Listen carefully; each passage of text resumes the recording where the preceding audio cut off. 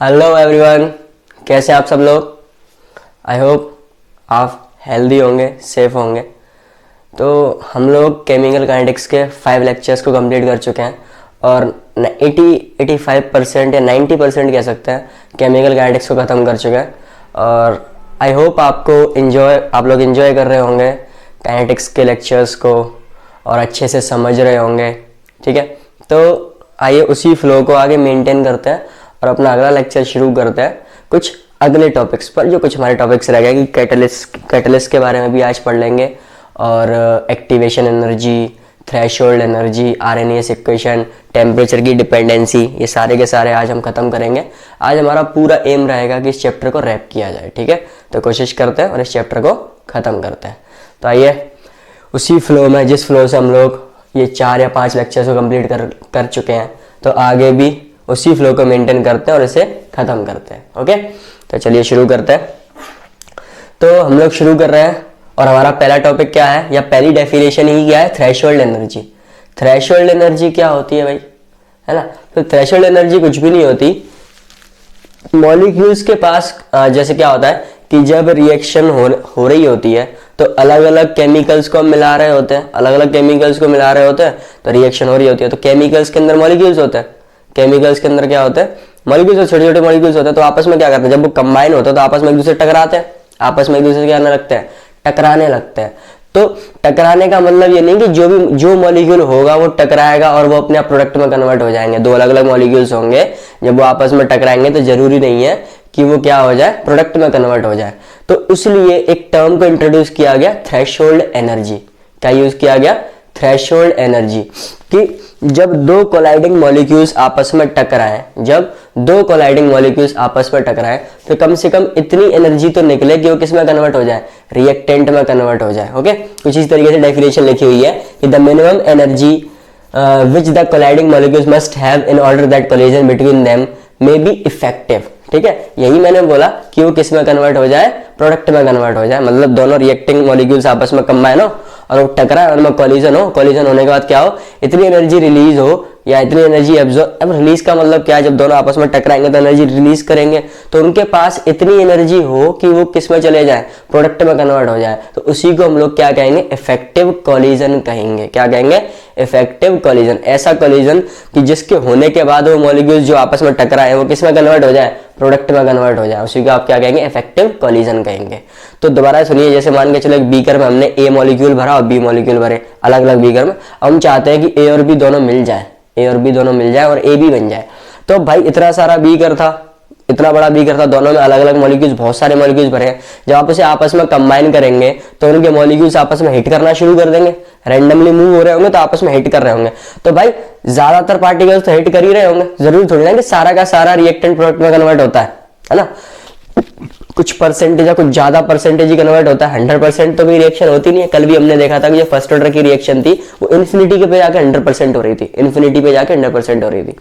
तो ऐसे ही मैं बोल रहा हूं कि जो इफेक्टिव कॉलिजन्स होंगे, इफेक्टिव कॉलिजन्स का मतलब जब दो मॉलिक्यूल्स आपस में टकराए उसके बाद जब वो प्रोडक्ट में कन्वर्ट हो गए, उसी को आप क्या कहेंगे, इफेक्टिव कॉलिजन। तो उसके लिए एक टर्म डिसाइड किया गया, थ्रेशोल्ड एनर्जी, कि जब वो दोनों मॉलिक्यूल्स आपस में टकराए तो उनके बीच में इतनी एनर्जी क्रिएट हो जाए कि जिससे वो किसमें कन्वर्ट हो जाए, प्रोडक्ट में कन्वर्ट हो जाए। और उसी एनर्जी को हम क्या कहते हैं, थ्रेशोल्ड एनर्जी कहते हैं। क्या कहते हैं, थ्रेशोल्ड एनर्जी कहते हैं। अब इसी डेफिनेशन को इंग्लिश में पढ़ लीजिए, क्या लिखा हुआ है कि the minimum energy which the colliding molecules must have in order that the collision between them may be effective। Effective का मतलब मैं बता चुका हूं, इफेक्टिव का मतलब क्या है कि वो प्रोडक्ट में कन्वर्ट होने चाहिए।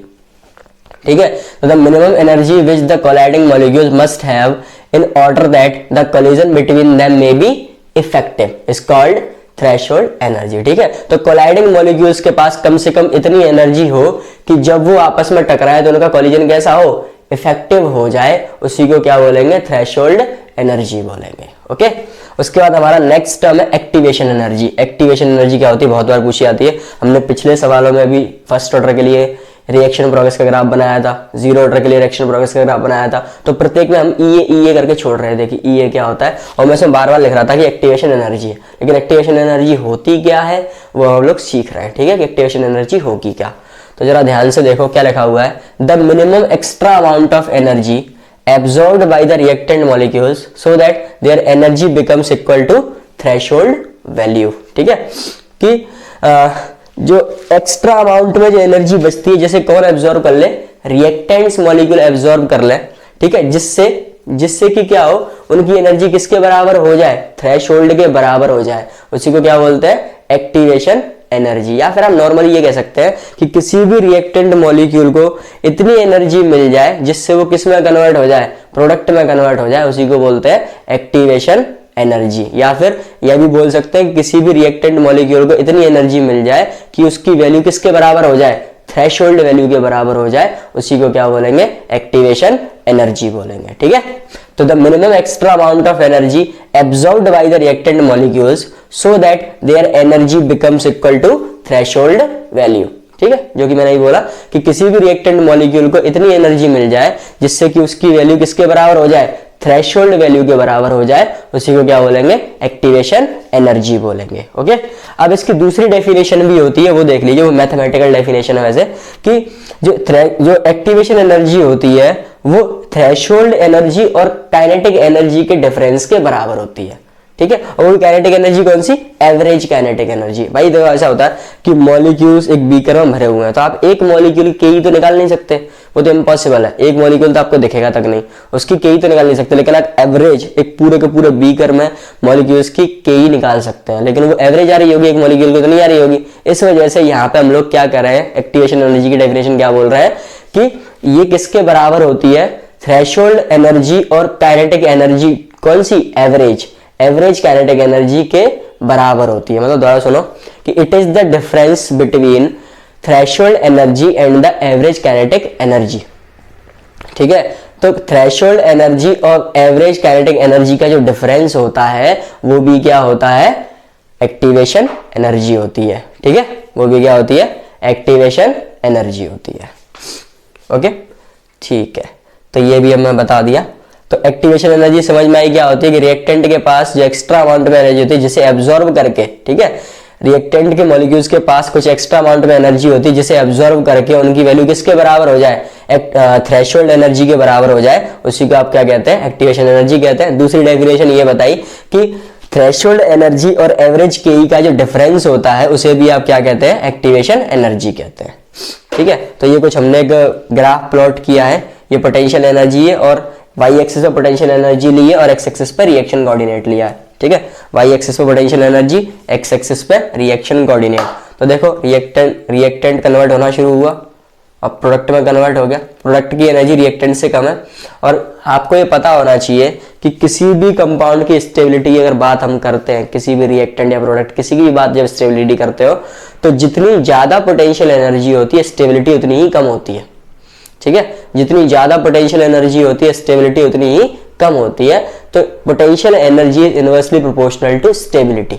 ओके, और हम लोग क्या चाहते हैं कि जब भी हमारा रिएक्टेंट प्रोडक्ट में कन्वर्ट हो तो हमारा प्रोडक्ट कैसा बने, स्टेबल बने। अगर प्रोडक्ट को स्टेबल बनाना है तो उसकी पीई कम होनी चाहिए। और ग्राफ में आपको साफ साफ दिख भी रहा है कि रिएक्टेंट की पोटेंशियल एनर्जी तो ये रही, लेकिन प्रोडक्ट की पोटेंशियल एनर्जी रिएक्टेंट से भी कम है, इसका मतलब स्टेबल प्रोडक्ट बनाया है। ओके, तो अब इस ग्राफ में क्या क्या इंफॉर्मेशन है वो आप चेक करो कि जो रिएक्टेंट की एनर्जी है, पोटेंशियल एनर्जी, उसको मैं ER से दिखा रहा हूं और जो प्रोडक्ट की पोटेंशियल एनर्जी उसे मैं EP से दिखा रहा हूं। ठीक है, और इन दोनों का जो डिफरेंस आएगा EP माइनस ER, उसे एंथैल्पी चेंज कहते हैं। क्या कहते हैं, एंथैल्पी चेंज कहते हैं। जब इन दोनों की एनर्जीज का क्या आएगा, डिफरेंस आएगा EP माइनस ER, उसे आप क्या कहेंगे, एंथैल्पी चेंज। अगर ये वैल्यू नेगेटिव आती है तो एक्सोथर्मिक प्रोसेस कह देते हैं, अगर यही वैल्यू पॉजिटिव आती है तो एंडोथर्मिक कह देते हैं। ओके, ठीक है, हाँ। तो ये वैसे आपको ये इन्फॉर्मेशन तो आपको पता होंगी कि जब डेल्टा H नेगेटिव होता है तो एक्सोथर्मिक और डेल्टा H पॉजिटिव होता है तो एंडोथर्मिक। ओके, ठीक है, तो ये ग्राफ में बस ये वैल्यूज पता करनी। अब देखो ये जो गैप है, ये जो इतना गैप है जो यूज किया है किसने, रिएक्टेंट ने, रिएक्टेंट मॉलिक्यूल के पास देखो इतनी एनर्जी आ गई। बस क्या करना होता है रिएक्टेंट मॉलिक्यूल को कि उसको अपनी एनर्जी एक्टिवेशन एनर्जी के बराबर करनी होती है। एक बार जब उसकी एनर्जी एक्टिवेशन एनर्जी के बराबर होगी उसके बाद तो अपने आप काम चलता है, अपने आप वो फिर कहाँ पे जाके छूटेगा, प्रोडक्ट पे जाके छूटेगा। हमें बस यहाँ तक पहुंचाना है। एक बार जब यहाँ पे पहुंचा देंगे उसके बाद तो रिएक्शन अपने आप हो जाएगी और वो कहाँ पे जाकर रोकेगा, प्रोडक्ट पे जाकर रोकेगा। ठीक है, तो किसी भी रिएक्टेंट को प्रोडक्ट में कन्वर्ट करना है तो कम से कम उसके पास एक्टिवेशन एनर्जी बराबर एनर्जी तो होनी चाहिए। जब इतना होगा तो वो प्रोडक्ट में कन्वर्ट होने की टेंडेंसी में आ जाएगा।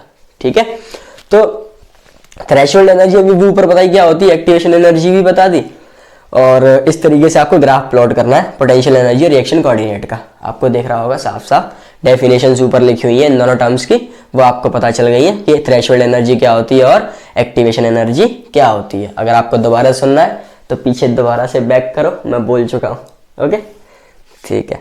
तो अभी अभी एक फॉर्मूला यहाँ पे बोला था कि डिफरेंस बिटवीन थ्रेशोल्ड एनर्जी और एवरेज काइनेटिक एनर्जी के बराबर होती है क्या, एक्टिवेशन एनर्जी। तो एक फॉर्मूला लिख दिया कि एक्टिवेशन एनर्जी क्या होती है, threshold energy minus kinetic energy, और भी कौन सी kinetic energy, average kinetic energy किसकी, रिएक्टेंट्स की। ठीक है, तो जब आप थ्रेशोल्ड एनर्जी और average kinetic energy of reactants का डिफरेंस लेते हैं तो वो क्या आ जाता है, एक्टिवेशन एनर्जी आ जाती है। ओके, ठीक है।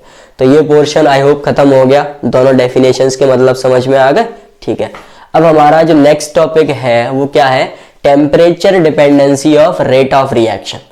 Temperature dependency of rate of reaction, या फिर इसे बोल सकते हैं effect of temperature on rate of reaction. Effect of temperature on rate of reaction, जिसे हम किससे दिखाएंगे, आरएनएस इक्वेशन से दिखाएंगे। किससे, आरएनएस इक्वेशन। अब ये केवल बेस बनाया गया है, इसके बाद हम लोग आरएनएस इक्वेशन को लिखेंगे, उसके बाद एक डेरिवेशन करेंगे, उस पर एक सवाल करेंगे, कैटलिस्ट पढ़ेंगे और खत्म कर देंगे। ठीक है, इतना सही रह गया चैप्टर में। तो टेम्परेचर डिपेंडेंसी ऑफ आरओआर, या फिर आप आरएनएस इक्वेशन की बात करेंगे इस पूरे टॉपिक में। तो क्या क्या है देखिए, सबसे पहला पॉइंट ये है कि किसी भी रिएक्शन की जो रेट होती है, समझ में आ रहा है, दोबारा सुनना, किसी भी रिएक्शन की जो रेट होती है वो लगभग 2 गुना बढ़ जाती है। ठीक है, देखो क्या लिखा हुआ है, नियरली डबल, जस्ट डबल हो जाती है। ठीक है, तो किसी भी रिएक्शन की रेट जस्ट डबल हो जाती है या उससे ज्यादा, कब, जब उसमें 10 डिग्री टेम्परेचर में राइज किया जाए। ठीक है, तो जब जब आप 10 डिग्री टेम्परेचर में राइज करते हैं, सुन लो अब, जब जब आप 10 डिग्री टेम्परेचर में राइज करते हैं, मतलब 10 डिग्री टेम्परेचर बढ़ाते हैं, तो किसी भी रिएक्शन की रेट जस्ट डबल हो जाती है या उससे ज्यादा हो जाती है। ठीक है, ये बोलती है पहली स्टेटमेंट क्या, कि अगर आप किसी भी रिएक्शन में टेम्परेचर को 10 डिग्री बढ़ा रहे हो, 10 डिग्री बढ़ा रहे हो, तो उसकी रेट डबल हो जाएगी या उससे ज्यादा हो जाएगी। ठीक है, ये पहला स्टेटमेंट कहता है। एक बार और बोल रहा हूं कि जब आप किसी भी रिएक्शन में टेम्परेचर को 10 डिग्री बढ़ा देते हो, 10 डिग्री बढ़ा देते हो, तो उसकी रेट डबल हो जाती है या उससे ज्यादा हो जाती है। ठीक है, ओके। अब दूसरा पॉइंट है कि जो टेम्परेचर का इफेक्ट होता है रेट ऑफ रिएक्शन पर, वो किससे दिखाया जाता है, टेम्परेचर कोफिशिएंट से। किससे दिखाया जाता है, टेम्परेचर कोफिशिएंट, जिसे आप स्मॉल एन से दिखाएंगे। ठीक है, तो स्मॉल एन एक ऑर्डर भी था और स्मॉल एन अब किससे हो रहा है, टेम्परेचर कोफिशिएंट। तो आपको कंफ्यूज नहीं होना है, जब ऑर्डर की बात करेंगे तब भी स्मॉल एन यूज करेंगे, और जब टेम्परेचर कोफिशिएंट निकालना होगा तब भी एन यूज करेंगे। लेकिन मैं आपको ये सलाह दूंगा, आप टेम्परेचर कोफिशिएंट लिखना, जब भी पेपर में सवाल आ जाए तो आपको टेम्परेचर कोफिशिएंट इक्वल्स टू लिखना है, क्योंकि आप एन में कंफ्यूज हो जाओगे। ओके, तो टेम्परेचर कोफिशिएंट में एक्सप्रेस करते हैं, जब आपको किसी भी रिएक्शन के ऊपर टेम्परेचर का इफेक्ट देखना होता है तो उसके लिए आप क्या कैलकुलेट करते हो, टेम्परेचर कोफिशिएंट कैलकुलेट करते हो। ठीक है, तो टेम्परेचर कोफिशिएंट कैलकुलेट करने का फॉर्मूला क्या होता है, rate constant at T degree, rate constant at T degree plus जो आपने 10 डिग्री बढ़ाया है वो। देखो इनिशियली मान के चलो टेम्परेचर रूम टेम्परेचर था, रूम टेम्परेचर कितना होता है 298 केल्विन, तो 298 केल्विन से ही तो आप 10 डिग्री बढ़ाओगे, 298 केल्विन से आप 10 डिग्री बढ़ाओगे तो कुछ रेट आएगी। ठीक है, कुछ रेट आएगी, और जब आपने रूम टेम्परेचर पे रेट को देखा था तब भी कुछ रेट रही होगी। तो जब टेम्परेचर कोफिशिएंट को निकालते हैं तो उसका फॉर्मूला क्या होता है, जब 10 डिग्री टेम्परेचर बढ़ा दिया, जब 10 डिग्री टेम्परेचर बढ़ा दिया वो वाली रेट, डिवाइडेड बाई जब 10 डिग्री नहीं बढ़ाया था वो वाली रेट। देखो दोबारा सुनो, जब 10 डिग्री टेम्परेचर बढ़ा दिया वो वाली रेट, डिवाइडेड बाई जब टेम्परेचर नहीं बढ़ाया था वो वाली रेट। ठीक है, मतलब ऐसे ही बोल सकते हैं 10 डिग्री बढ़ा हुआ उसकी रेट और रूम टेम्परेचर पर रेट, जब दोनों का डिवाइड कर दोगे तो जो वैल्यू आती है तो वो क्या होती है, टेम्परेचर कोफिशिएंट होती है। ओके, ठीक है, एक बार और अगर आपको कंफ्यूजन हो रहे हैं तो एक बार और सुन लीजिए कि जब आपने 10 डिग्री टेम्परेचर बढ़ाया उस पर रेट आई, उसको साइड में लिख लो, एक जगह लिख लो, और जब टेम्परेचर नहीं बढ़ाया था, जब नॉर्मल रिएक्शन चल रही थी रूम टेम्परेचर पे, तब भी कोई रेट रही होगी, उसे लिख लो। अब क्या करो, जब 10 डिग्री बढ़ाया था उसे ऊपर लिख लो, डिवाइडेड बाई जब टेम्परेचर बढ़ाया नहीं था वो रेट आई थी उसे नीचे लिख लो, दोनों को डिवाइड कर दो, आंसर आ जाएगा। जो आंसर आएगा वो टेम्परेचर कोफिशिएंट होगा। ओके, तो टेम्परेचर कोफिशिएंट आ जाएगा। ज्यादातर रिएक्शंस के लिए जो टेम्परेचर कोफिशिएंट होता है, ज्यादातर रिएक्शंस के लिए जो टेम्परेचर कोफिशिएंट होता है वो 2 से तो ज्यादा होता है। ज्यादातर रिएक्शंस के लिए क्या होता है, जो टेम्परेचर कोफिशिएंट होता है वो 2 से तो ज्यादा होता है लेकिन 3 से कम होता है। 2 से तो ज्यादा होगा लेकिन 3 से कम होगा, ये ध्यान रखना है कि ज्यादातर रिएक्शंस के लिए जो टेम्परेचर कोफिशिएंट होता है वो 2 से तो ज्यादा होता है लेकिन 3 से कम होता है। ओके, ठीक है। अब हमें क्या करना है, ये टेम्परेचर कोफिशिएंट का कुछ ग्राफ है, ग्राफ खींचते हैं। तो ग्राफ हमने खींचा है फ्रैक्शन ऑफ मॉलिक्यूल्स और केई के बीच में, केई मतलब काइनेटिक एनर्जी के बीच में। फ्रैक्शन ऑफ मॉलिक्यूल्स को वाई एक्सिस पे लिया है और काइनेटिक एनर्जी को एक्स एक्सिस पे लिया है। तो ग्राफ खींचा, ग्राफ कुछ इस तरीके से आगे देखो, जो ग्रीन कलर का ग्राफ है वो रूम टेम्परेचर वाली जो रूम टेम्परेचर था 298 केल्विन उस पे, और जो ब्लैक वाला कर्व खींचा गया है वो 10 डिग्री बढ़ाने पे खींचा गया है। ठीक है, जो केवल रूम टेम्परेचर पे था वो तो ग्रीन वाली कर्व है, और जो ब्लैक वाला कर्व है वो कब है, जब हमने 10 डिग्री टेम्परेचर राइज किया। ओके, ठीक है। तो ग्राफ कुछ इस तरीके से बनेगा। अब ये ग्राफ क्या क्या कह रहा है उसके लिए यहाँ पे कुछ स्टेटमेंट्स है। ठीक है, तो सबसे पहली स्टेटमेंट ये है कि अगर आप टेम्परेचर को बढ़ाते हो तो ROR बढ़ता है, और ये क्यों बढ़ता है, क्योंकि नंबर ऑफ इफेक्टिव कोलिजन्स बढ़ते हैं। ठीक है, जैसे जैसे आप टेम्परेचर बढ़ाते हो तो रेट इसलिए बढ़ती है क्योंकि इफेक्टिव कोलिजन बढ़ना शुरू हो जाते हैं। इफेक्टिव कोलिजन कैसा, मान के चलो कि किसी भी रिएक्टेंट मॉलिक्यूल को प्रोडक्ट में कन्वर्ट होने के लिए 100 जूल एनर्जी चाहिए। कितनी चाहिए, 100 जूल। अब वो रिएक्शन रूम टेम्परेचर पे हो रही है, तो भाई जिसके पास 100 जूल एनर्जी होगी या 100 से ज्यादा होगी वो तो भाई पार्टिसिपेट करने लगेंगे, वो तो पार्टिसिपेट करने लगेंगे। अब मान के चलो किसी पे 80 है, किसी पे 85 जूल है, किसी पे 90 जूल है। अब भाई ये तो रिएक्शन में पार्टिसिपेट नहीं करेंगे, रिएक्शन में पार्टिसिपेट करने वाले टकरा तो रहे होंगे सबसे, लेकिन ये पार्टिसिपेट नहीं कर रहे होंगे क्योंकि इनके पास अभी वो उतनी एनर्जी है नहीं, क्योंकि कम से कम 100 तो चाहिए भाई, थ्रेशोल्ड एनर्जी तो मिनिमम थी, कम से कम उतनी तो चाहिए ही चाहिए। अब वो तो है नहीं। तो अब क्या किया हमने क्या किया कि जब रूम टेम्परेचर पे जितने कन्वर्ट होने थे प्रोडक्ट में उतने तो हो गए, लेकिन मुझे रिएक्शन की यील्ड और ज्यादा चाहिए, मैं चाहता हूं कि प्रोडक्ट और ज्यादा बने, तो मैंने क्या किया, 10 डिग्री टेम्परेचर बढ़ा दिया। अब 10 डिग्री टेम्परेचर बढ़ाने से क्या हुआ, जो 85 वाले थे मान के चलो उनको एनर्जी मिल गई, उनको और एनर्जी मिल गई, तो अब वो 102 में कन्वर्ट हो गए। जो 90 वाले थे वो 105 पे 110 पे हो गए, है ना। तो अब ये क्या हुआ, जैसे हमने टेम्परेचर बढ़ाया तो अभी जो पहले रूम टेम्परेचर पे मॉलिक्यूल्स प्रोडक्ट में कन्वर्ट नहीं हो रहे थे, टेम्परेचर बढ़ाने पे वो भी प्रोडक्ट में कन्वर्ट होने लगे नहीं होने लगे। इससे क्या हुआ, इफेक्टिव कोलिजन्स की रेट बढ़ गई। इफेक्टिव कोलिजन जो पहले 10 कर रहे थे अब 15 करने लगे, अब 20 करने लगे। तो अब क्या हो रहा है, ज्यादा से ज्यादा प्रोडक्ट बन रहा है कि नहीं बन रहा, तो रेट बढ़ गई। रेट बढ़ी कि नहीं बढ़ी। तो टेम्परेचर से क्या हुआ कि जो पहले रूम टेम्परेचर पे मॉलिक्यूल्स प्रोडक्ट में कन्वर्ट नहीं हो रहे थे अब वो भी होने लगे, तो उससे क्या हुआ, इफेक्टिव कोलिजन बढ़ गया। इफेक्टिव कोलिजन बढ़ गया। वैसे तो कोलिजन पहले भी हो रहा था, इधर उधर टकरा रहे थे, घूमते फिर रहे थे, ठोकरें खा रहे थे, लेकिन कुछ हो नहीं रहा था, है ना। तो लेकिन अब क्या हुआ, जब उन्हें एक प्रॉपर तरीका दिख गया कि हाँ भाई ऐसे हो जाता है, तो उन्हें टेम्परेचर मिला, उन्हें एनर्जी मिल गई। अब वो भी उन्हें भी पता चल गया कि भाई हम भी ऐसे जा सकते हैं, तो उनकी एनर्जी भी ज्यादा बढ़ गई और वो भी किस में कन्वर्ट होने लगे, प्रोडक्ट में कन्वर्ट होने लगे। तो टेम्परेचर बढ़ाने से क्या हुआ, नंबर ऑफ इफेक्टिव कोलिजन्स बढ़ गए, जिसकी वजह से रेट बढ़ गया। ठीक है, ये ध्यान रखेंगे कि टेम्परेचर बढ़ाने से इफेक्टिव कोलिजन्स बढ़ जाते हैं, नंबर ऑफ इफेक्टिव कोलिजन्स बढ़ जाते हैं, जिससे रेट बढ़ जाती है। ओके, यही इसमें बोला गया है। इसके बाद एक नोट पॉइंट देखिए कि हमने ये तो कह दिया कि टेम्परेचर को इंक्रीज करने से, जब हमने टेम्परेचर इंक्रीज किया तो देखो क्या हुआ, ग्राफ पे चेक करना, ग्राफ पे चेक करना। जब टेम्परेचर 298 केल्विन था, मतलब रूम टेम्परेचर था, ग्रीन वाली जो हमने कर्व खींची है वो रूम टेम्परेचर पे नीचे T डिग्री पे, देखो यहाँ पे T डिग्री 298 केल्विन, तो T डिग्री पे हमने कर्व खींचा तो वो जो कुछ इस तरीके से आया। ठीक है, वही अगर हम बात करते हैं किसकी, टेम्परेचर बढ़ाने की, टेम्परेचर बढ़ाने की जब बात करोगे तो देखो क्या हो गया,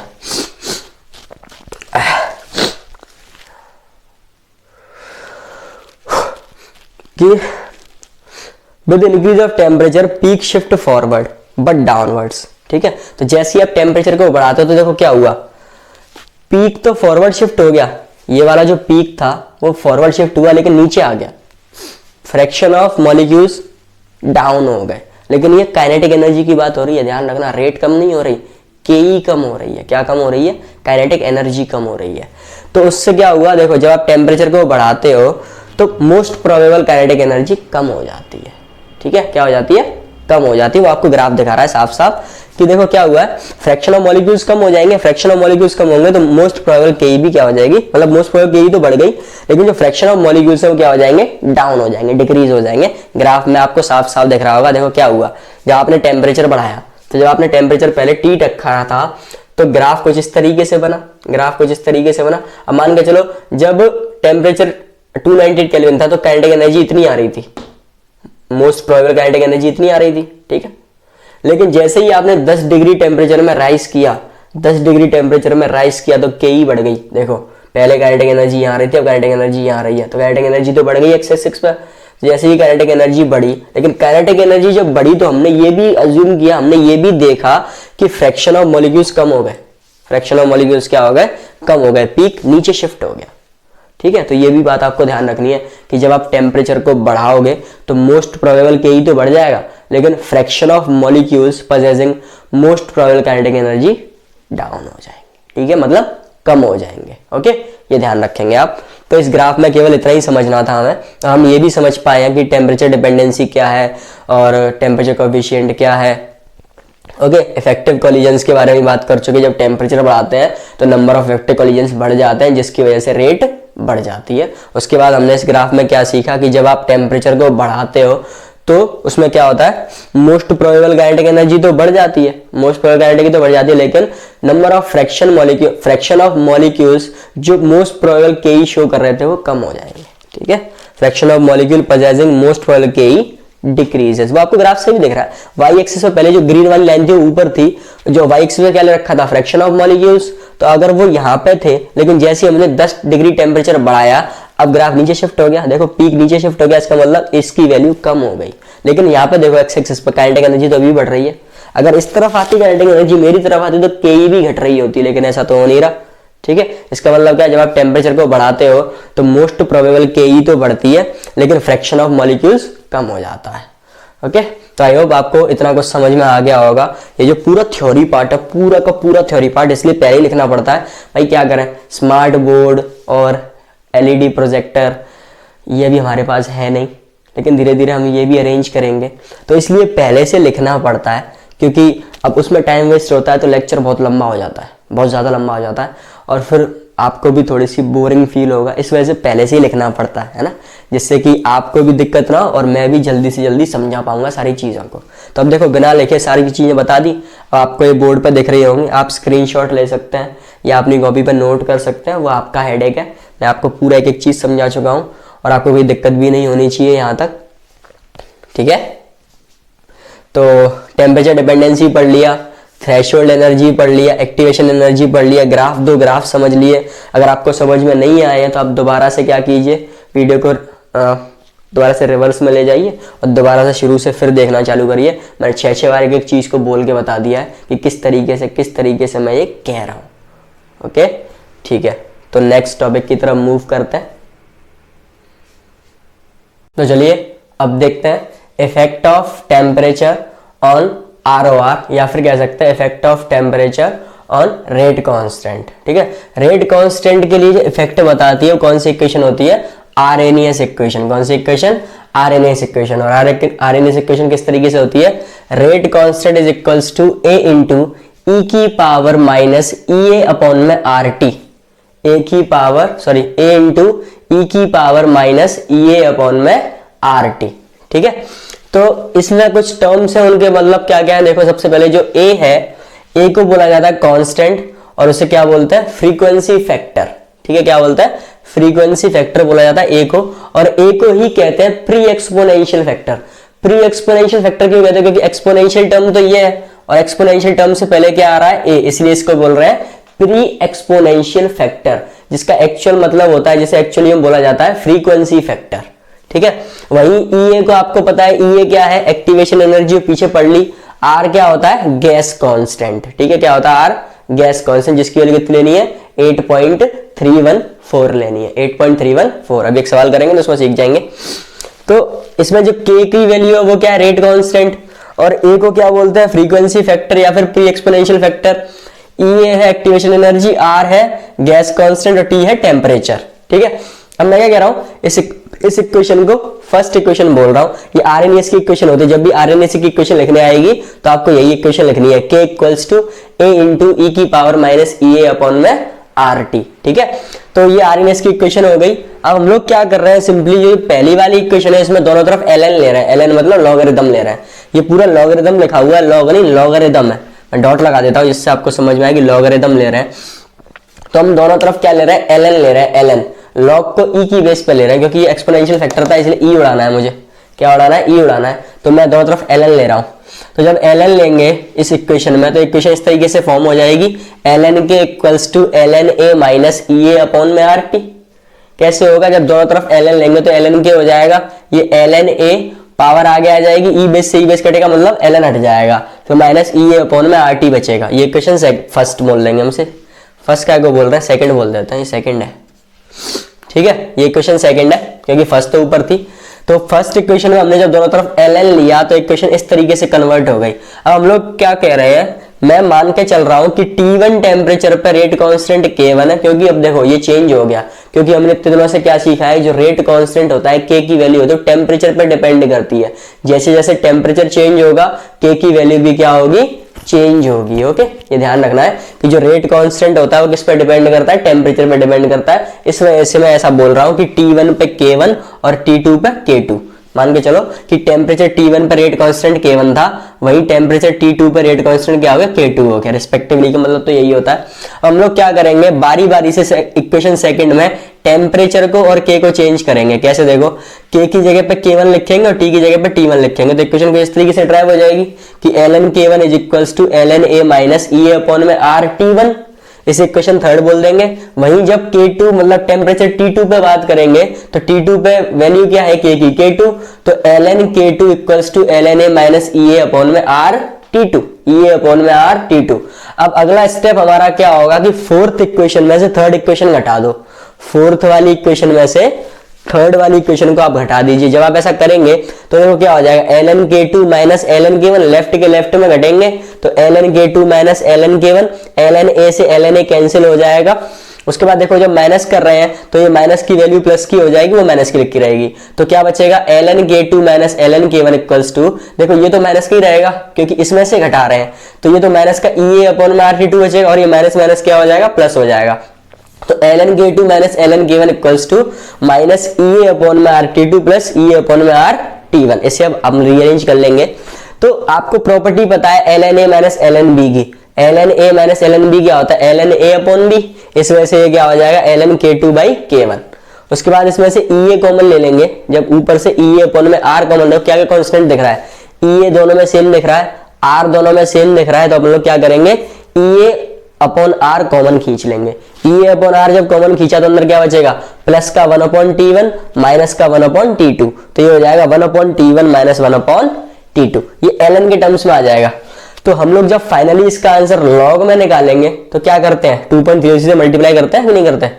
तो इस वजह से इसका आंसर क्या आ जाएगा लॉग में, लॉग K2 अपॉन में K1 is equals to E A upon में 2.303 R 1 upon T1 minus 1 upon T2, 1 upon T1 minus 1 upon T2। ये आपका फाइनल आंसर आएगा। तो ये आपकी टेम्परेचर डिपेंडेंसी आ गई रेट कांस्टेंट पे। कैसे, जैसे जैसे टेम्परेचर को आप चेंज करेंगे, T1 से T2 में जाएंगे, वैसे वैसे K1 और K2 की वैल्यू इस तरीके से चेंज हो जाएंगी। ठीक है, तो जब आपको दो टेम्परेचर दे रखे होंगे, दो रेट कांस्टेंट दे रखे होंगे, तो आप एक्टिवेशन एनर्जी बता सकते हो, या कुछ और चीज मिसिंग होगी तो आप किसी और K को बता सकते हो, कुछ भी कर सकते हो। ठीक है, तो ये आपका एक फॉर्मूला ड्राइव होके आ गया, log K2 अपॉन में K1 is equals to activation energy upon 2.303 into R 1 upon T1 minus 1 upon T2। Okay, ठीक है, ये आपका सॉल्व हो गया। अब हमें क्या करना है, एक ग्राफ कैलकुलेट करना है, मतलब ग्राफ को बनाना है, ड्रॉ करना है, किसके ऊपर, log K और 1 अपॉन T के बीच में, log K और 1 अपॉन T। तो जब log K और 1 अपॉन T के बीच में ग्राफ खींचना है तो इस वाली इक्वेशन को ले लें, इस वाली इक्वेशन को जब हम लेंगे तो इसमें जब लॉग लगाएंगे तो ये क्या हो जाएगा, log K equals to log A minus E A upon में 2.303 आर टी होगा कि नहीं होगा। इस इक्वेशन को जब लॉग में कन्वर्ट करेंगे तो ऐसी तो हो जाएगा, लॉग के इक्वल्स टू, चलो यहाँ लिख देता हूं मैं, इस इक्वेशन को जब मैं लॉग में कन्वर्ट करूंगा तो क्या आ जाएगी, log K equals to log A minus E A upon में 2.303 आर टी होगी कि नहीं होगी। ये इक्वेशन चेंज हो जाएगी इस तरीके से, ये वाली। अब हमें लॉग के और 1/t के बीच में ग्राफ बनाना है, तो ये रहा लॉग के, और लॉग के को हम लोग क्या बोल देंगे, y equals to mx plus c से ड्रॉ करेंगे, तो इसे हमने y बोल दिया। अब x एक्सिस पे क्या ले रखा है, 1/t, तो देखो 1/t तो ये रहा 1/t पूरा, ये दिख रहा होगा आपको। ये क्या हो गया, ये x हो गया। अब y equals to mx plus c solve कर रहे हैं, तो x के साथ जो भी मल्टीप्लाई में होता है वो स्लोप होता है। इसका मतलब ये पूरा क्या हो गया, ये पूरा क्या हो गया, स्लोप हो गया, ये पूरा स्लोप हो गया। अब स्लोप के सामने वैल्यू कैसी लिखी हुई है, नेगेटिव, मतलब साइन नेगेटिव लगा हुआ है। इसका मतलब ग्राफ तो भाई ऐसे जाएगा, ग्राफ कैसे जाएगा, ऊपर से नीचे की तरफ जाएगा, ऊपर से नीचे की तरफ जाएगा। और स्लोप कितना होगा, माइनस ई ए अपॉन में 2.303 आर। स्लोप कितना होगा, माइनस ई ए अपॉन में 2.303 आर स्लोप होगा। और ग्राफ कैसे जाएगा, नीचे जाएगा। अब हम ये और चेक कर लेते हैं, ग्राफ नीचे से नीचे की तरफ जाएगा या ऊपर से नीचे की तरफ जाएगा, मतलब नेगेटिव वाई एक्सिस से ग्राफ बनेगा या पॉजिटिव वाई एक्सिस से बनेगा। तो वो कौन बताता है, इंटरसेप्ट बताता है। अब इंटरसेप्ट तो कांस्टेंट वैल्यू होती है जो ना तो वाई एक्सिस की वैल्यू पर डिपेंड करे और ना ही एक्स एक्सिस की वैल्यू पर डिपेंड करे। तो वो कांस्टेंट वैल्यू क्या है, लॉग ए है। और लॉग के साथ में अब देखो लॉग ए की जो वैल्यू पॉजिटिव है कि नहीं, पॉजिटिव है, मतलब पहले ग्राफ वाई एक्सिस पे ऊपर की तरफ लॉग ए तक जाएगा और नीचे जाना शुरू हो जाएगा, लॉग ए तक जाएगा और नीचे आना शुरू हो जाएगा। तो ये जो वैल्यू आएगी वो कितनी होगी, ये जो वैल्यू आएगी वो कितनी होगी, लॉग ए होगी कि नहीं होगी, ठीक है। तो ये लॉग ए हो गया। तो आपका ग्राफ बन गया लॉग के वर्सेस 1/t का ग्राफ, ओके।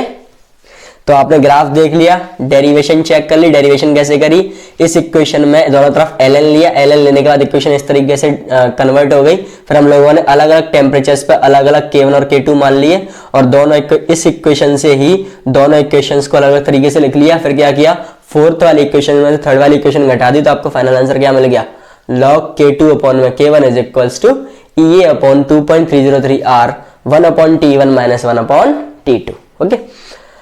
उसके बाद हमने ग्राफ खींचा लॉग के वर्सेस टी का, इस इक्वेशन को प्रूव करके, मतलब इस इक्वेशन को डील करके सोचा समझा और ग्राफ खींच दिया। एक चीज याद रखनी है कि जो आरएनएस इक्वेशन में माइनस ई ए अपॉन में आर टी होता है, माइनस ई ए अपॉन में आर टी जो वैल्यू लिखी हुई है माइनस ई अपॉन में आर टी, वो क्या दिखाती है, fraction of molecules crossing the energy barrier, ठीक है। कितने फ्रैक्शन ऑफ मॉलिक्यूल्स ऐसे हैं जिन्होंने एनर्जी बैरियर को क्रॉस किया है, ये वैल्यू कौन दिखाता है, माइनस ई अपॉन में आर टी। तो कभी कभी सवाल ऐसा आ जाता है, कभी कभी सवाल ऐसे पूछ लेते हैं कि calculate the fraction of molecules crossing the energy barrier, तो बच्चों को समझ ही नहीं आता है क्या करना है। तो उन सवालों में आपको क्या करना होता है, सिंपल माइनस ई अपॉन में आर टी की वैल्यू कैलकुलेट करनी होती है। माइनस ई अपॉन में आर टी क्या करनी होती है, वैल्यू कैलकुलेट करनी होती है। माइनस क्यों, केवल ई अपॉन आर टी देख लो बस, ठीक है। तो जो ई अपॉन में आर टी है फ्रैक्शन है, और वैल्यू फाइंड करनी है तो नेगेटिव तो आ ही नहीं सकती, नेगेटिव मॉलिक्यूल्स थोड़ी ना जाएंगे ऊपर की तरफ, ठीक है। तो पॉजिटिव वैल्यू लेनी है। तो मैं कह रहा हूं जब भी आपको सवाल में ऐसा पूछा जाए कि fraction of molecules crossing the energy barrier calculate कीजिए, तो अल्टीमेटली आप क्या कैलकुलेट कर रहे होंगे, ई ए अपॉन में आर टी, ठीक है। ई ए अपॉन में आर टी कैलकुलेट कर रहे होंगे। चलिए, इसके बाद हमें एक सवाल करना है और फिर हम आगे मूव करेंगे अपने लास्ट टॉपिक की तरफ, effect of catalyst on rate of reaction. तो पहले इसको सवाल को देख लेते हैं। इस सवाल में कह रहा है the rate constant of reaction is 1.2 into 10⁻³ second inverse at 30 degree Celsius. 30 80 नहीं है, ठीक है, ये 30 है। 30 डिग्री सेल्सियस पे एक रेट कांस्टेंट दे रखा है, 40 डिग्री सेल्सियस पे एक और रेट कांस्टेंट दे रखा है। तो आपको एक्टिवेशन एनर्जी बतानी है, ठीक है। देखो 30 डिग्री पे रेट कांस्टेंट इतना, 40 डिग्री पे रेट कांस्टेंट इतना, समझ में आया क्या करना है। T1 T2 की वैल्यू पता है, K1 K2 की वैल्यू पता है, आपको क्या बताना है, E A बताना है। तो क्या ये फॉर्मूला नहीं लग पाएगा, K1 K2 की वैल्यू रख देंगे, T1 T2 की वैल्यू रख देंगे, आर की वैल्यू 8.314 रख देंगे, बचा क्या, एक्टिवेशन एनर्जी तो बची। सिंपल सॉल्व करेंगे आंसर आ जाएगा। तो देखिए क्या क्या पता है हमें, हमें K1 पता है, K1 कितना पता है 1.2 इंटू 10⁻³ सेकेंड इनवर्स। K2 भी पता है 2.1 इंटू 10⁻³ सेकेंड इनवर्स, ठीक है। टेम्परेचर पता है T1 30 डिग्री सेल्सियस। अब यहाँ गलती हो जाती है बच्चे, 30 डिग्री सेल्सियस को यूज कर लेते हैं जबकि इसको कन्वर्ट करना होता है केल्विन में। तो 273 में जब 30 जोड़ेंगे तो कितना हो जाएगा, 303 केल्विन हो जाएगा। ऐसे ही T2 की जब बात करेंगे तो T2 कितना है 40 डिग्री सेल्सियस। तो 40 डिग्री सेल्सियस जब इसमें 273 ऐड करेंगे तो कितना हो जाएगा 313 केल्विन, ठीक है। आपको केल्विन में टेम्परेचर यूज करना है। फाइनली आपको कौन सी इक्वेशन लगानी है, ये वाली, तो लगा दो log ऑफ K2, K2 का मतलब 2.1 into 10⁻³ upon K1 1.2 into 10⁻³ equals to EA, activation energy तो बतानी है, 2.303 इंटू 8.314, आर की वैल्यू रखी है भाई, ठीक है। 1 अपॉन T1 कितना था 303, तो 1 अपॉन 303 माइनस 1 अपॉन 313, ठीक है। इसको जब सॉल्व करेंगे तो जो एक्टिवेशन एनर्जी आ जाएगी आराम से। तो कुछ नहीं करना, लॉग वॉग सॉल्व करेंगे, एक ही चीज तो वेरिएबल रहेगी, एक्टिवेशन एनर्जी, वही पूछ रहे थे। तो यहां से जब आप सॉल्व करेंगे तो आपकी एक्टिवेशन एनर्जी आती है 44.13 किलो जूल पर मोल। जब आप यहाँ सॉल्व करेंगे तो आपकी एक्टिवेशन एनर्जी आती है 44.13 किलो जूल पर मोल। तो आसान सा सवाल था, दो टेम्परेचर दे रखे थे, दो K वैल्यू दे रखी थी, आपने सॉल्व किया और फाइनली आपका आंसर कितना आ गया 44.13 किलो जूल पर मोल आ गया, ठीक है। तो यहाँ पे हमारी RNS इक्वेशन भी खत्म हो गई। कुछ इस तरीके से ड्राइव करते हैं। अगर डेरिवेशन अभी भी आपके समझ में नहीं आए तो दोबारा से इस वीडियो को रिवर्स करो और दोबारा से स्टेप्स को बारीकी से समझो कि मैंने कैसे डेरिवेशन को ड्राइव किया है, आपको समझ में आ जाएगा। ओके, ठीक है। तो इफेक्ट ऑफ कैटलिस्ट की बात करते हैं रेट ऑफ रिएक्शन पे। Effect of catalyst on rate of reaction, effect of catalyst on rate of reaction, ठीक है। तो सबसे पहले कैटलिस्ट का इफेक्ट देख रहे हैं तो ये पता होना चाहिए कैटलिस्ट होता क्या है। तो देखो, कैटलिस्ट एक ऐसा सब्सटेंस होता है जो किसी भी रिएक्शन के रेट को बढ़ा देता है बिना रिएक्शन में, मतलब रिएक्शन में जाता तो है लेकिन उसके ऊपर कोई भी केमिकल चेंजेस नहीं होते, ठीक है, without undergoing any chemical change in the reaction. तो कैटलिस्ट क्या होते हैं, ऐसे सब्सटेंसेस होते हैं, कुछ ऐसे सब्सटेंसेस होते हैं जो रिएक्शन के रेट को बढ़ा देते हैं, ठीक है। क्या लिखा हुआ है, a catalyst is a substance which increase the speed of reaction without itself undergoing any chemical change. वही मैंने बोला कि केमिकल, कुछ ऐसे केमिकल सब्सटेंसेस होते हैं जो रिएक्शन की स्पीड को बढ़ा देते हैं, रेट को बढ़ा देते हैं बिना खुद चेंज हुए, मतलब वो खुद चेंज नहीं होते रिएक्शन में जाके, केवल रिएक्शन के रेट को क्या कर देते हैं, बढ़ा देते हैं, मतलब उसकी स्पीड को बढ़ा देते हैं, ठीक है। ये कैटलिस्ट होते हैं। कैटलिस्ट द्वारा से इंग्लिश में डेफिनेशन देख लीजिए, catalyst is a substance which increase, ये इंक्रीज का साइन लगा हुआ है, ठीक है, which increase the speed of reaction without itself undergoing any chemical change, ठीक है। ऐसे सब्सटेंसेस जो रिएक्शन के रेट को बढ़ा देते हैं, खुद चेंज नहीं होते जब रिएक्शन में जाते हैं तब, ठीक है। एक एग्जांपल के थ्रू देख लीजिए, KClO3 है। KClO3 जब हीट के थ्रू डिकम्पोज होता है in the presence of MnO2 as a catalyst, तो वो किस में कन्वर्ट हो जाता है 2KCl + 3O2, ठीक है। तो जब KClO3 का डिकम्पोजिशन करते हो तो उसमें कैटलिस्ट कौन सा यूज करते हैं, ध्यान रखना, MnO2, ठीक है, मैंगनीज डाइऑक्साइड। तो जब KClO3 का डिकम्पोजिशन करते हैं तो कैटलिस्ट उसमें कौन सा यूज होता है, MnO2 यूज होता है, ठीक है। चलो, अब ये एग्जाम्पल तो हो गया, अब हमें ग्राफ सीखना है। देखो, पोटेंशियल एनर्जी और रिएक्शन कोऑर्डिनेट का ग्राफ। तो हमारा पहला पॉइंट देखो क्या होता है, presence of catalyst lower the potential energy and reaction follow new alternate path which requires less activation energy. तो देखो क्या होता है, जब कैटलिस्ट की प्रेजेंस हो जाती है ना किसी रिएक्शन में, जब किसी रिएक्शन में हम कैटलिस्ट यूज कर लेते हैं तो क्या करता है, वो रिएक्शन की पोटेंशियल एनर्जी को गिरा देता है, रिएक्शन की पोटेंशियल एनर्जी को कम कर देता है और एक ऐसा पाथ देता है रिएक्शन को, जिसकी एक्टिवेशन एनर्जी क्या होती है, कम होती है। अब भाई एक्टिवेशन एनर्जी कम होगी तो ज़्यादा से ज़्यादा मॉलिक्यूल्स किस में कन्वर्ट हो पाएंगे, प्रोडक्ट में कन्वर्ट हो पाएंगे। ये भी हमने सीखा। अगर अब हमने एक्टिवेशन एनर्जी कम कर दी, मान के चलो अभी तक 100 थी तो 100 वाले मॉलिक्यूल और 100 से ऊपर वाले जा रहे थे प्रोडक्ट की तरफ। अब क्या हुआ, जैसी कैटलिस्ट आया, कैटलिस्ट ने क्या किया कि एक्टिवेशन एक ऐसा पाथ दे दिया रिएक्शन को जिसमें एक्टिवेशन एनर्जी 80 है, केवल 80 है। तो अब जो पहले कैटलिस्ट से पहले केवल 100 वाले जा रहे थे, 90 85 ये वाले नहीं जा पा रहे थे, अब वो भी चले जाएंगे जैसी कैटलिस्ट आएगा। क्योंकि एक्टिवेशन एनर्जी कितनी हो गई, 80 कर दी। 80 का मतलब 80 से ऊपर वाले सारे के सारे अब कहाँ जा सकते हैं, प्रोडक्ट में जा सकते हैं। तो एक्टिवेशन एनर्जी कम कर दी जिससे ज्यादा से ज्यादा मॉलिक्यूल्स प्रोडक्ट में कन्वर्ट हो जाएंगे। तो कैटलिस्ट सिर्फ यही करता है। कैटलिस्ट क्या करता है, रिएक्शन की पोटेंशियल एनर्जी को डाउन कर देता है और रिएक्शन को एक ऐसा पाथ देता है जिसकी एक्टिवेशन एनर्जी क्या होती है, कम होती है। जिसकी एक्टिवेशन एनर्जी क्या होती है, कम होती है। तो आइए ग्राफ के थ्रू समझते हैं। ग्राफ कैसा, देखो ये जो मैंने ब्लैक कलर का ग्राफ कर्व खींचा है वो तब है जब कैटलिस्ट यूज नहीं किया था, तो उसकी एक्टिवेशन एनर्जी ब्लैक कलर वाली दिख रही होगी, ये आई थी, ठीक है। लेकिन जो ग्रीन वाला कर्व आप देख रहे हो, ग्रीन वाला कर्व, वो तब खींचा है जब कैटलिस्ट हमने यूज कर लिया। जब कैटलिस्ट हमने यूज किया तो आप चेक कर सकते हो, देखो पोटेंशियल एनर्जी भी कम हो गई, पोटेंशियल एनर्जी भी कम हो गई और साथ में रिएक्शन ने एक ऐसा पाथ पकड़ा है जिसकी एक्टिवेशन एनर्जी भी कम है। पहले एक्टिवेशन एनर्जी देखो यहां बोल रही थी इतने ऊपर, अब जैसे ही कैटलिस्ट यूज किया एक्टिवेशन एनर्जी कम हो गई तो फ्रैक्शन ऑफ मॉलिक्यूल्स अब बढ़ जाएंगे जो एनर्जी बैरियर को क्रॉस करेंगे, ठीक है, और किस में कन्वर्ट हो जाएंगे, प्रोडक्ट में कन्वर्ट हो जाएंगे। तो आप दोबारा से देखो ग्राफ में जो सॉलिड ब्लैक लाइन है वो तब खींची गई है तब कैटलिस्ट नहीं था। जब कैटलिस्ट नहीं था तो एक्टिवेशन एनर्जी इतनी हाई बोल रही थी, लेकिन जैसे ही हमने कैटलिस्ट को यूज किया तो देखो क्या हुआ, एक्टिवेशन एनर्जी डाउन हो गई। एक्टिवेशन एनर्जी डाउन हुई और रिएक्शन ने एक दूसरा पाथ पकड़ लिया।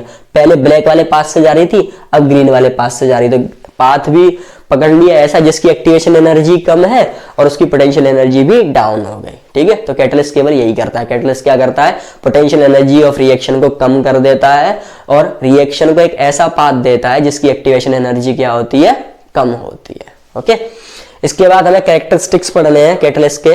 क्या पढ़ने हैं, कैरेक्टरिस्टिक्स। कैरेक्टरिस्टिक्स देख लो जल्दी से, कैरेक्टरिस्टिक्स ऑफ कैटलिस्ट कि कैटलिस्ट के कैरेक्टरिस्टिक्स क्या क्या है। सबसे पहली चीज तो ये है कि किसी भी रिएक्शन की रेट में बहुत ज्यादा चेंज ना लेके आपको थोड़ा सा कैटलिस्ट लगेगा, ठीक है। थोड़े से कैटलिस्ट ही बहुत होता है किसी भी रिएक्शन की रेट को ज्यादा चेंज करने के लिए, ठीक है। जैसे कि लिखा हुआ है, small amount of catalyst is sufficient to bring large change in rate of reaction, ठीक है। अगर आपको किसी भी रिएक्शन की रेट में ज्यादा चेंज लाने हैं तो आपको बहुत कम कैटलिस्ट यूज करना पड़ेगा और आसानी से काम हो जाएगा, ठीक है। मतलब ऐसा कह सकते हैं कि कैटलिस्ट की बहुत छोटी सी मात्रा ही काफी है किसी रिएक्शन की रेट में बड़े चेंज करने के लिए, ठीक है। मतलब छोटा पैकेट बड़ा धमाका, है ना, कि आप बस थोड़ा सा कैटलिस्ट लीजिए, उससे क्या होगा कि रिएक्शन की रेट में ज्यादा से ज्यादा चेंज आ जाएंगे, बहुत बड़े चेंज आ जाएंगे। ओके, दूसरा पॉइंट कि जो कैटलिस्ट होते हैं वो किसी भी रिएक्शन को शुरू नहीं करते, ठीक है। जो कैटलिस्ट होते हैं वो किसी भी रिएक्शन को शुरू नहीं करते, ये केवल एक्सेलरेट करते हैं। ये केवल रिएक्शन की रेट को क्या करते हैं, एक्सेलरेट करते हैं। ओके, तो यहाँ पे देखो क्या लिखा हुआ है, it can not initiate a reaction. Catalyst जो होते हैं वो कभी भी रिएक्शन को इनिशिएट नहीं करते, वो केवल रेट ऑफ रिएक्शन को एक्सेलरेट करते हैं। क्या करते हैं, एक्सेलरेट करते हैं। उसके बाद थर्ड पॉइंट है, जो कैटलिस्ट होते हैं वो केवल स्पॉन्टेनियस रिएक्शंस को ही कैटलाइज करते हैं। स्पॉन्टेनियस रिएक्शंस क्या होती हैं, जो अपने से होती है, जिनका डेल्टा जी नेगेटिव होता है, ठीक है। तो जो कैटलिस्ट होता है वो केवल स्पॉन्टेनियस रिएक्शंस को ही कैटलाइज करता है, नॉन स्पॉन्टेनियस रिएक्शंस को कैटलाइज नहीं करता।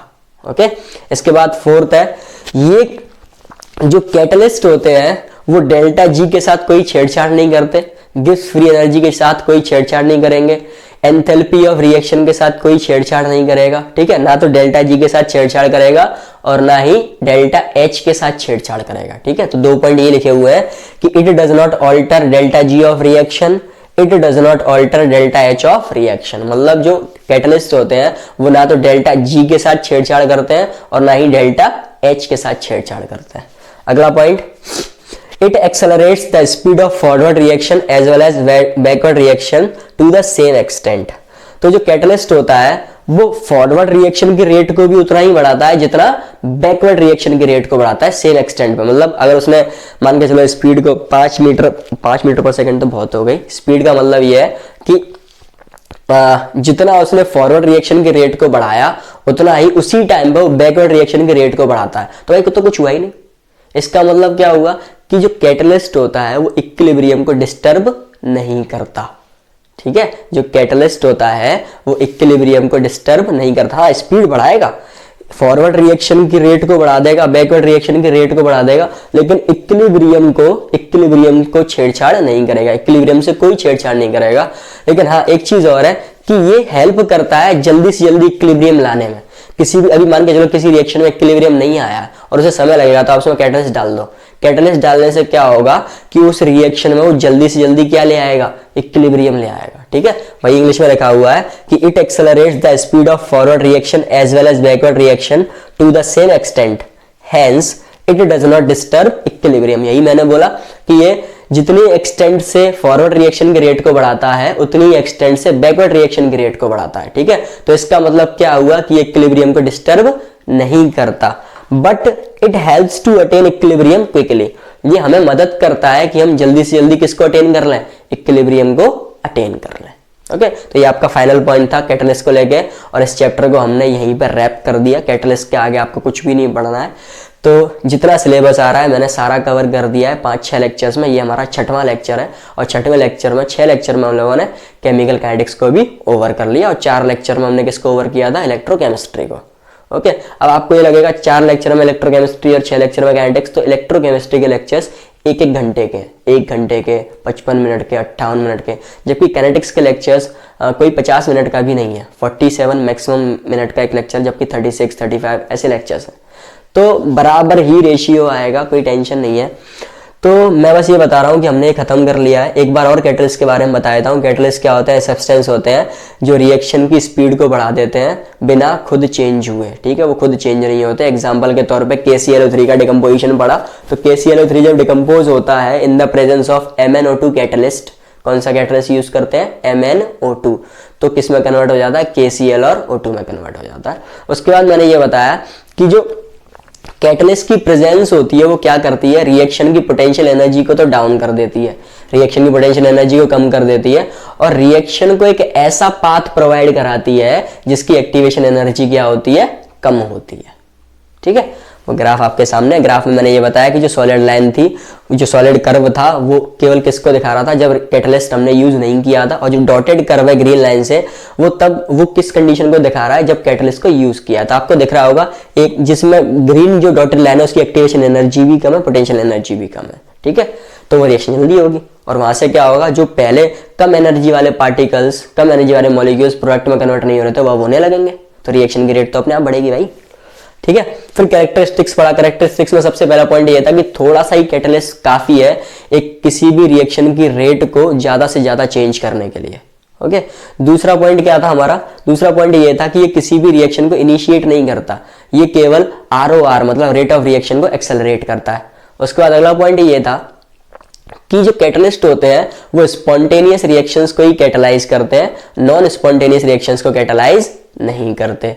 अगला पॉइंट ये था कि ये डेल्टा G के साथ कोई छेड़छाड़ नहीं करता। अगला पॉइंट ये था कि डेल्टा H के साथ भी कोई छेड़छाड़ नहीं करता। फिर लास्ट पॉइंट ये बोला मैंने कि ये जितने एक्सटेंट से फॉरवर्ड रिएक्शन के रेट को बढ़ाता है उतने ही एक्सटेंट से बैकवर्ड रिएक्शन के रेट को बढ़ाता है। तो उसका मतलब ये हुआ कि ये इक्विलिब्रियम को डिस्टर्ब नहीं करता, लेकिन ये हमारे लिए हेल्प करता है, ये हमें हेल्प करता है कि हम जल्दी से जल्दी क्या अटेन कर लें, इक्विलिब्रियम अटेन कर लें। मतलब किसी भी रिएक्शन को ये हेल्प करता है कि वो जल्दी से जल्दी इक्विलिब्रियम को अटेन कर ले, लेकिन इक्विलिब्रियम को डिस्टर्ब कभी नहीं करेगा। ओके, सो ये मेरी तरफ से केमिकल काइनेटिक्स के सारे लेक्चर्स थे। केमिकल काइनेटिक्स हम लोगों ने खत्म कर लिया है। थैंक यू सो मच, आप लोगों ने सारे लेक्चर्स को ध्यान से देखा, आप लोग काफ़ी चीज़ें समझे होंगे, सीखे होंगे। तो हम लोगों ने 2 चैप्टर कंप्लीट कर लिए टर्म 2 के लिए केमिस्ट्री के। हम लोग जो अगला लेक्चर बनाएंगे हम ऑर्गेनिक पर बनाएंगे। जब हम ऑर्गेनिक खत्म कर लेंगे, फिजिकल खत्म कर लेंगे, उसके बाद हम लोग इनऑर्गेनिक पे पहुंचेंगे और सरफेस केमिस्ट्री पे पहुंचेंगे। ओके, तो आई होप आपको ये वीडियो काफ़ी अच्छी लगी होगी। सो ज़्यादा से ज़्यादा शेयर कीजिए, लाइक कीजिए और सब्सक्राइब कीजिए। कमेंट करके ज़रूर बताइए कि आपको क्या फील हो रहा है, क्या आपको अपने अंदर कुछ चेंजेस लग रहे हैं मेरे लेक्चर्स को देख के, क्या आपको कॉन्फिडेंस आ रहा है केमिस्ट्री में, प्लीज़ ज़रूर से बताइए। Thank you so much. और ध्यान रखिए, सेफ रहिए, मास्क ज़रूर लगाइए, और प्लीज़ दोबारा से कह रहा हूँ, ज़्यादा से ज़्यादा सब्सक्राइब कीजिए, ज़्यादा से ज़्यादा लोगों तक पहुँचाइए, जैसे आपके साथ साथ उनको भी थोड़ा सा बेनिफिट मिले। Thank you so much.